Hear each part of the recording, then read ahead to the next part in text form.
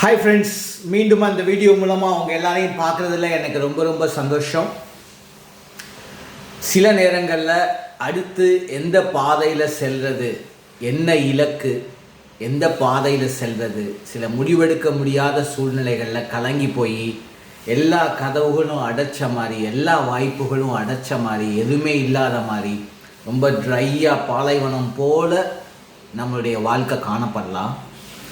ஆனால் அந்த நேரத்தில் கடவுளுடைய வார்த்தை என்ன சொல்லுதுன்னா, முந்தினவைகளை நினைக்க வேண்டாம், பூர்வமானவைகளை சிந்திக்க வேண்டாம். இதுக்கு முன்னாடி என்ன நடந்துச்சு அப்படின்றத மறந்துடுங்க, அதைத்தான் சொல்கிறாரு. அதுக்கப்புறம் என்ன சொல்கிறான்னா, இதோ நான் வனாந்திரத்திலே வழிகளையும் அவாந்திர வெளியிலே ஆறுகளையும் உண்டாக்குகிற தேவன் அப்படின்னு சொல்கிறாரு. டெசர்ட் பிளேசஸில் கூட பாத்வேஸ், வழிகள், அதுக்கப்புறம் நீரூற்றுகள், தண்ணீர் தடாகங்கள் எல்லாத்தையும் செழிப்பாக மாற்றுறாரு அப்படின்னு சொல்லி கடவுள் சொல்கிறார்.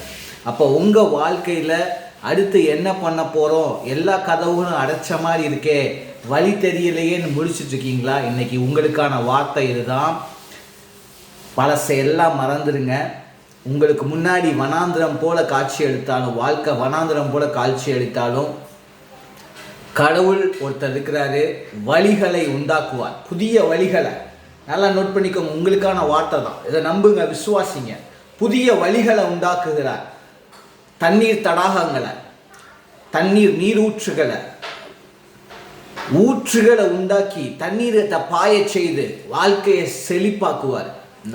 இந்த வார்த்தை நம்புங்க, உங்கள் வாழ்க்கையில் நடக்கும். புதிய வழிகளை ஆண்டவர் உங்களுக்கு கொடுப்பாரு, காரியங்களை வாய்க்க செய்வார். God bless you. பாய்.